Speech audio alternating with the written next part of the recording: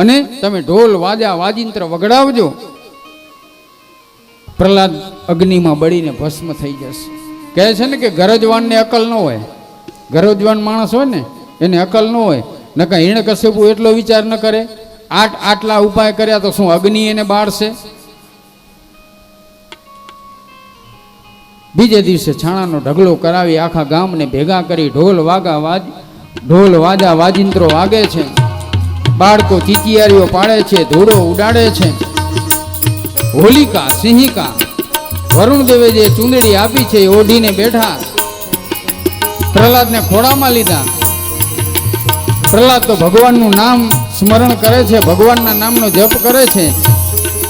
અને ભગવાને પ્રહલાદનું રક્ષણ કરવા માટે ગરુડની પાંખમાંથી 49 વાયુને છૂટા મૂક્યા.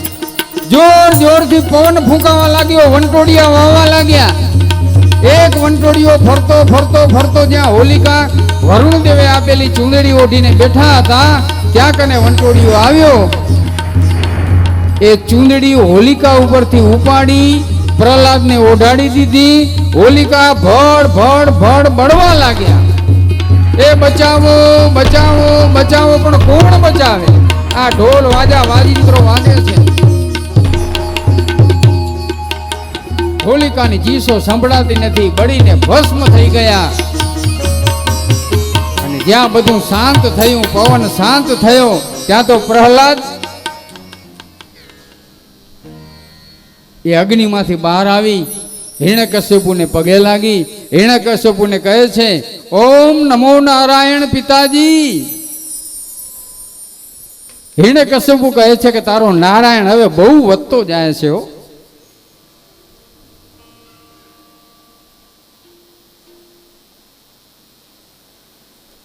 પ્રહલાદજી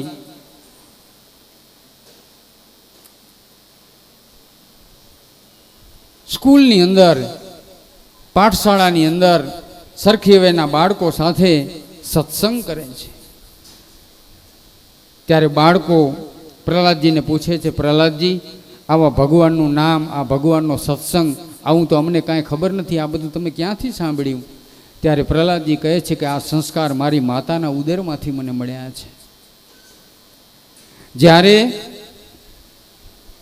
દેવતાઓએ અમારા કુળ ઉપર, દૈત્ય કુળ ઉપર, આપણા કુળ ઉપર એ ચડાઈ કરી,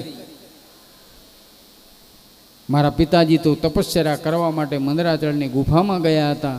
પાછળ મારી માતા હતા. મારી માતાને ઇન્દ્રએ બાંધી લીધા. એ ઇન્દ્ર લઈને જતા હતા ત્યારે નારદજી સામે મળ્યા કે ઇન્દ્ર, આ તો સતી સ્ત્રી છે, અને તું ક્યાં લઈ જાય છે? તો કે આના ઉદરમાં જે બાળક છે ને એ બાળક જન્મશે, એનો નાશ કરીશ અને ત્યાર પછી આને છોડીશ. નારદજી કહે છે કે આના ઉદરમાં જે બાળક છે એ તો ભગવાનનો પરમ ભક્ત છે, આને તું છોડી દે. મારી માતાને નારદજી એને પોતાના આશ્રમમાં લઈ આવ્યા. અને નારદજી મારી માતાને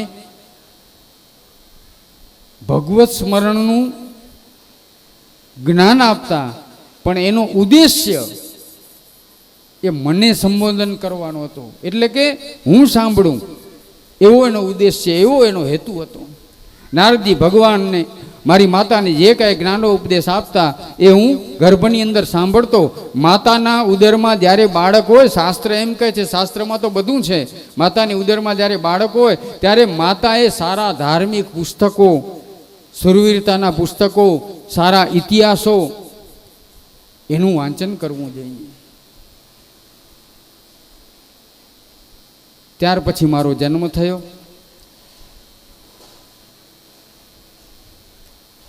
આ ગર્ભનું જ્ઞાન વિસરાઈ ગયું અને હું પણ તમારી જેમ આ દૈત્ય કુળની અંદર જેવી રીતે બધા વર્તન કરતા હતા એવી રીતે હું વર્તન કરતો. મારા પિતાએ મને આજ્ઞા કરી કે આપણા રાજ્યની અંદર કોઈ પણ જીવાતમાં ભગવાનનું નામ લેવું જોઈએ નહીં. એટલે રાત્રે હું એ જોવા માટે નીકળ્યો તો એ કુંભારના ઘરમાંથી ભગવાનના નામનો અવાજ આવતો હતો. મેં દરવાજો ખખડાવ્યો. કુંભાર અને કુંભાર પત્ની ભગવાનનું નામ લેતા હતા. મેં કહ્યું, તમને ખબર નથી આપણા રાજ્યમાં ભગવાનનું નામ લેવાની મનાઈ છે, છતાં તમે ભગવાનનું નામ લ્યો છો? કુંભાર અને કુંભાર પત્ની કહે છે કે વાત સાચી છે, અમને ખબર છે, પણ અમે નિંભાળો ખડક્યો આ વાસણ અંદર મૂક્યા, અમે એમાં અગ્નિ પ્રગટ કરી. અમને ખબર નહીં એક વાસણમાં બિલાડીના બચ્ચા રહી ગયા છે. એ બિલાડીના બચ્ચાને આ અગ્નિથી રક્ષણ મળે, અગ્નિથી બચી જાય, એટલા માટે ભગવાન એને બચાવી લે. એટલા માટે અમે ભગવાનનું નામ લઈએ છીએ કે હે પરમાત્મા, આ બિલાડીના બચ્ચાનું તું રક્ષણ કરજે. અમને ખબર છે આપણા રાજ્યમાં ભગવાનનું નામ લેવાની મનાઈ છે. પ્રહલાદ કહે છે કે તમારો ભગવાન બિલાડીના બચ્ચાને બચાવશે. અમને વિશ્વાસ છે. તો જ્યારે તમે નિભાડો ખોલો ત્યારે મને બોલાવજો. કહ્યું હા, હું જોઉં કે તમારો ભગવાન આને બચાવે છે કે નહીં. અને થોડા દિવસમાં જ્યારે નિભાડો ખોલ્યો ત્યારે પ્રહલાદજી કહે છે કે મને બોલાવ્યો. નિભાડામાંથી એક પછી એક વાસણ ઉપાડવા માંડ્યા. અને જ્યારે બિલાડીના બચ્ચાવાળા વાસણ જે હતું એની આજુબાજુથી વાસણો કાચા નીકળવા લાગ્યા. એને અગ્નિએ સ્પર્શ નહોતો કર્યો. અને બિલાડીના બચ્ચાવાળું જે વાસણ નીકળ્યું એને જ્યાં ઉપાડ્યું ત્યાં તો બિલાડીના બચ્ચા બિલાડી જેવી જાતિનો શબ્દ કરતા ઠેક મારી અને ત્યાંથી દૂર ચાલ્યા ગયા. પ્રહલાદ કે મેં આ જોયું. અને ત્યારે મને ગર્ભનું જ્ઞાન યાદ આવી ગયું અને હું પણ ભગવાનનો પરમ ભક્ત બની ગયો. સંસ્કાર આપવાનું કામ માનું છે. હરિ ઓમ. હે જનની નહૈયામાં પોઢંતા પોઢંતા પીધો કસુંબીનો રંગ. હે જનની નહૈયામાં પોઢંતા પોઢંતા પીધો કસુંબીનો રંગ.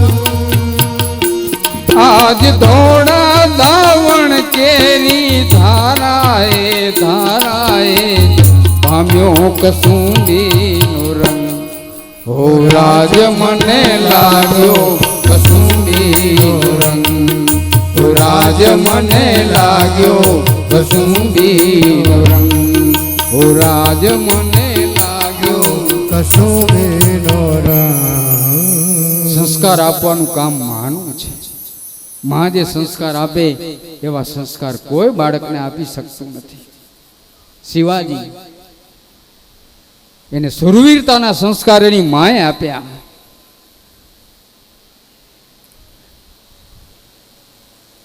એ આ ભમાયું ગેલ, હે આ ભમાયું ગેલ ચાંદલો ને જીજાભાઈ ને આવ્યા બાળ રે. જીજાભાઈ ને આવ્યા બાલુડા ને માત જોડે ધણ ડુંગરા ડોલે. શિવાજી ને નીંદરો લાવે માતા જીજાભાઈ ઝોલાવે. શિવાજી ને નીંદરો લાવે માતા જીજાભાઈ ઝોલાવે. પારણે પોઢીને પારણે પોઢીને સાંભળેલી બાળે રામ લક્ષ્મણની વાત રે. બાળે રામ લક્ષ્મણની વાત.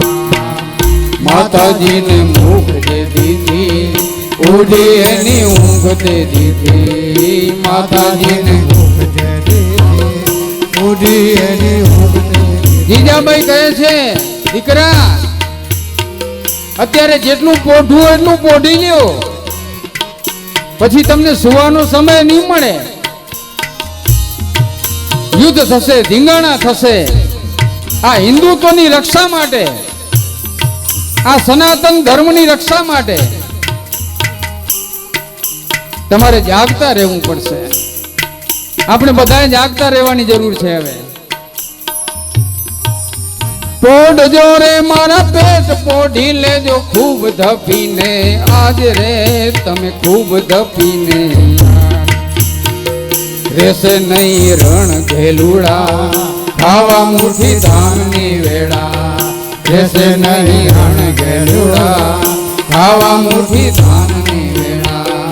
શિવાજીને નીંદરું નાવે માતાજી જબાઈ ઝુલાવે. શિવાજીને નીંદરું નાવે માતાજી જબાઈ ઝુલાવે. શિવાજીને નીંદરું નાવે માતાજી જબાઈ ઝુલાવે. સંસ્કાર આપવાનું કામ માનું છે. અને આમાં લોહી નીચોવાય અને જે કુદરતી કે માં જે બાળક નાનું હોય અને પોતાનું દૂધ પીવડાવે અને એમાંથી લોહી નીચોવાયેલા દૂધમાંથી એ જે બાળકને સંસ્કાર મળે છે ને, એ સંસ્કાર બોટલથી ન મળે. આ કામ બોટલથી ન થાય. એટલે માતાઓએ સાવધાન થઈ જવાની જરૂર છે. પોતાના બાળકને માએ પોતાનું દૂધ પાવું. પ્રહલાદજી દૈત્ય બાળકોને ધૂન બોલાવે છે. એક લીટી આપણે પણ સત્સંગ સાથે ધૂન બોલશું.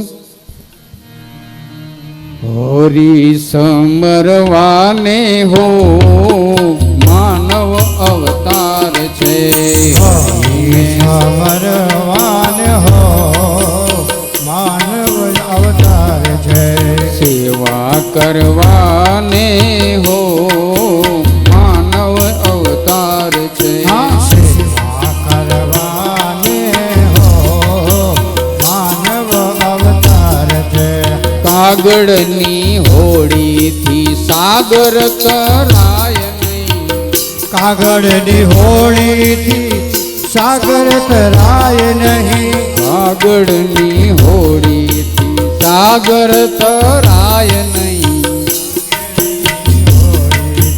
સાગર ભવસાગર તરવાને હો માનવ અવતાર છે. ભવસાગર તરવાને હો માનવ અવતાર છે. આશા કરે છે જેની સ્વર્ગના દેવતા.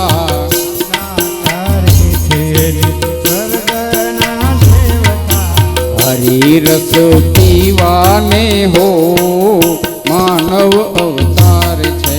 હરિ રસ પીવાને હો માનવ અવતાર છે.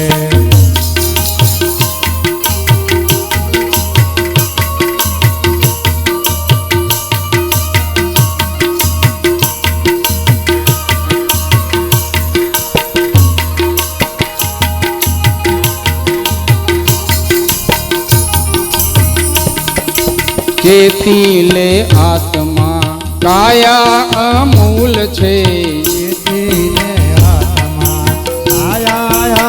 મૂલ છે. હરિવર વરવાને હો માનવ અવતાર છે. હરિવર મળવાને હો માનવ અવતાર છે. દાસ પ્રહલાદ કહે કર જોડી. નાથ પ્રહલાદ કહે કર જોડી. દાસ પ્રહલાદ કહે કર જોડી. નાથ પ્રહલાદ કહે કર જોડી. ચોર્યાસી ટાળવાને હો માનવ અવતાર છે. ચોર્યાસી ટાળવાને હો માનવ અવતાર છે. પાઠશાળાની અંદર ક્લાસ બાળકોને ધૂન બોલાવે છે. ધૂનનો અવાજ રાજસભામાં ગયો. ત્યાં હિરણ્યકશ્યપુ બેઠા છે દરબારીઓની સાથે. ઓ આ ધૂનનો અવાજ ભગવાનનું નામ કોણ લે છે? ચોકીદારોને મોકલ્યા, જાઓ જઈને જુઓ તો. ચોકીદાર આવ્યા, બધા બાળકો નાચે છે, એકબીજા ગાય છે સાથે મળીને. અને ચોકીદારે બાળકોને રોકવાની કોશિશ કરી સિપાહીઓએ. હિરણ્યકશ્યપુના એ સિપાહીઓ જ્યાં બાળકોને રોકવા માટે કોશિશ કરે એનો સ્પર્શ કરવા જાય કે બંધ કરો. જ્યાં એનો સ્પર્શ થયો ત્યાં તો જાણે કરંટ લાગ્યો. રાધે રાધે રાધે શ્યામ સે મિલા દે. રાધે રાધે રાધે શ્યામ સે મિલા દે. શ્યામ સે મિલા દે ઘન શ્યામ સે મિલા દે. શ્યામ સે મિલા દે ઘન શ્યામ સે મિલા દે. જે ચોકીદાર ગયા એ પાછા આવ્યા નહીં. સિપાહીઓ બીજાને મોકલ્યા, જાઓ જઈને જોવો તો ખરા. પહેલા તો ગયા જ ગયા, બીજા આવ્યા. એ લોકો રોકે, જ્યાં સ્પર્શ કરે ત્યાં તો એને પણ કરંટ લાગે. એ પણ નાચે, બોલે, ગાય, ભગવાનનું નામ સ્મરણ.